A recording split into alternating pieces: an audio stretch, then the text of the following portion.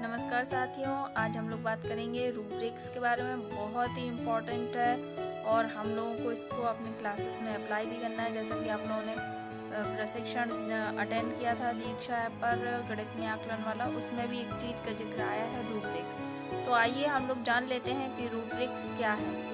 Rubrics एक मूल्यांकन उपकरण होता है। ये असेसमेंट टूल है जिसका निर्माण विद्यार्थी का किसी क्षेत्र जिसमें पाठ्यचर्या विषयों, पाठ्यचर्या गतिविधियों और सामाजिक एवं व्यक्तिगत गुणों को सम्मिलित किया जा सकता है में प्रदर्शन का आकलन करने के लिए किया जाता है।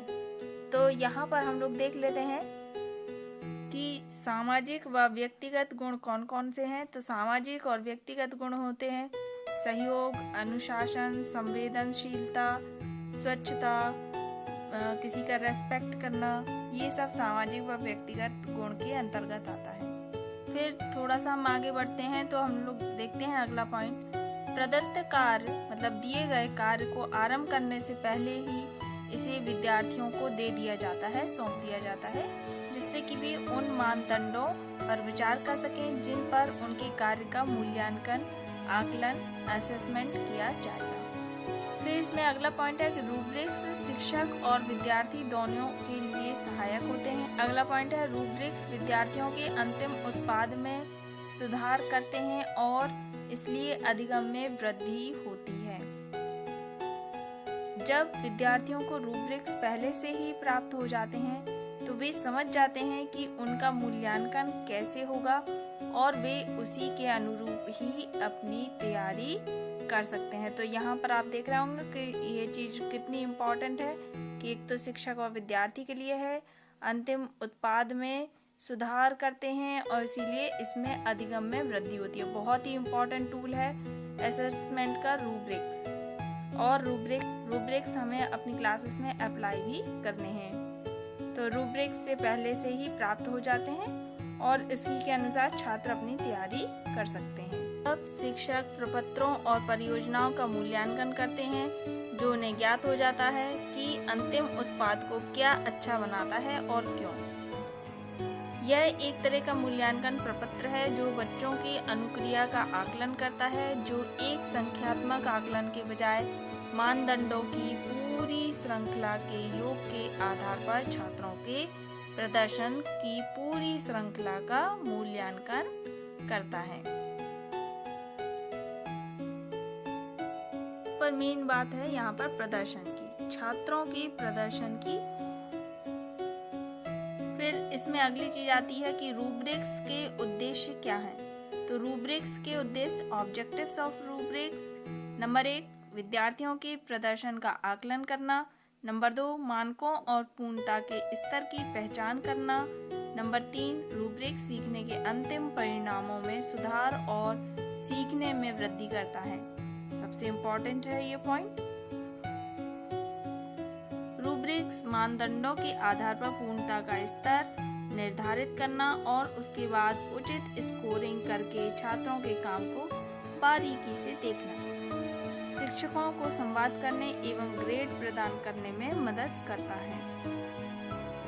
और ये भी इम्पोर्टेंट पॉइंट है।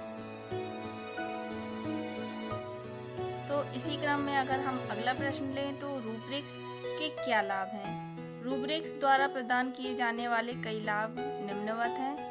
जैसे विद्यार्थियों को यह स्पष्ट दिखाकर कि उनका मूल्यांकन कैसे किया जाएगा, उनसे क्या अपेक्षाएं हैं, विद्यार्थियों के प्रदर्शन में सुधार करता है। ये एक इम्पोर्टेंट पॉइंट है सबसे, कि प्रदर्शन में सुधार करना है, विद्यार्थियों के प्रदर्शन में सुधार करना। विद्यार्थियों की अपने कार्य की गुणवत्ता की बेहतर ढंग से परख करने में सहायता करता है।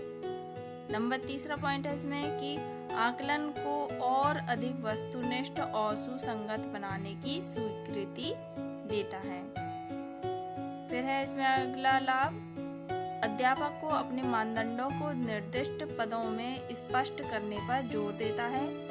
विद्यार्थियों के कार्यों के मूल्यांकन में व्यय होने वाले अध्यापकों के समय को घटाता है।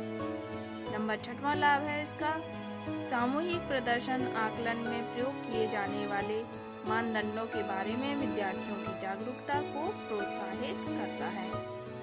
इसका सातवां लाभ है, निर्देशों की प्रभावशीलता के संदर्भ में अध्यापक को उपयोगी पृष्ठपोषण प्रदान करता है। विद्यार्थियों को उनकी शक्तियों और सुधार की आवश्यकता वाले क्षेत्र के बारे में अधिक सूचनात्मक पृष्ठपोषण मतलब फीडबैक प्रदान करता है। नंबर 9, प्रयोग में सरल होते हैं और वर्णन में भी सरल होते हैं। Now the question is, what are essential features of rubrics? rubrics की प्रमुख विशेषताएं क्या हैं? तो essential features of rubrics, इसका performance level, scale, criteria, descriptors. What are types of rubrics? rubrics कितने प्रकार के होते हैं? There are 2 types of rubrics, analytic rubrics, विश्लेषणात्मक rubrics, holistic rubrics, समग्र rubrics, 2 प्रकार के ये rubrics होते हैं। मतलब ये किसी जो टॉपिक है हमारा उसको छोटे छोटे भागों में बांटकर जो rubrics बनाया जाता है उसको एनालिटिक, और जो पूरे भाग को पूरे टॉपिक को लेकर के जो बनाया जाता है rubric वो होलिस्टिक रूब्रिक्स के अंतर्गत आता है।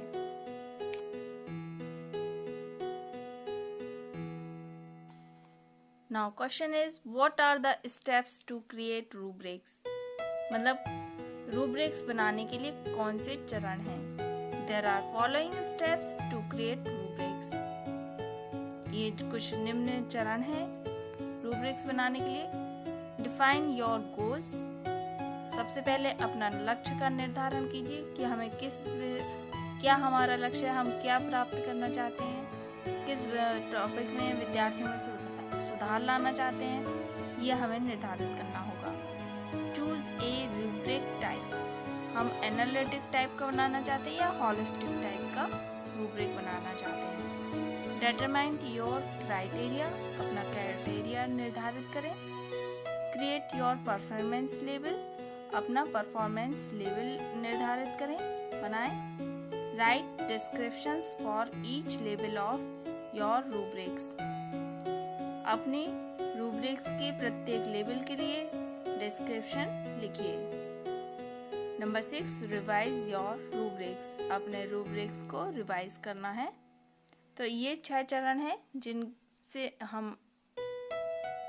पर हमें रूब्रिक्स बनाने के लिए काम करना है।